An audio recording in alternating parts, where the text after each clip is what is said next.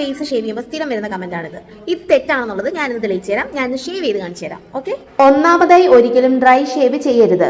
അതിനായി ഞാൻ സ്ത്രീകൾക്ക് സജസ്റ്റ് ചെയ്യുന്നു കാർമസി ഷേവിംഗ്. ഇതാണ് ഫസ്റ്റ് യൂസ് ചെയ്യുന്നത്. ഇത് കാർമസിയുടെ ഷേവിംഗ് ബാം. ഇത് ആലോവേര, കുക്കുംബർ, നീം കൊണ്ട് നിർമ്മിച്ച 2-in-1 വിസ്മയമാണ്. ഇത് നമ്മുടെ സ്കിന്നിനെ നന്നായി മോയ്സ്ചറൈസ് ചെയ്യുന്നു. ഇത് ഞാനൊരു 3-4 വർഷമായിട്ട് യൂസ് ചെയ്യുന്ന വിശ്വസ്തമായിട്ടുള്ള ഒരു പ്രൊഡക്റ്റ് ആണ്. ക്രീം അപ്ലൈ ചെയ്തതിനു ശേഷം ഷേവിംഗ് സ്റ്റാർട്ട് ചെയ്യാം. ഷേവ് ചെയ്യാൻ ഞാൻ ഉപയോഗിക്കുന്നത് കാർമസിയുടെ ഫേഷ്യൽ ഇറേസർ ആണ്. ഇത് സിക്സാക് പാറ്റേണിൽ നിർമ്മിച്ചിരിക്കുന്നതുകൊണ്ട് ഫേസ് കട്ട് ആവുമെന്ന് പേടിക്കുകയേ വേണ്ട.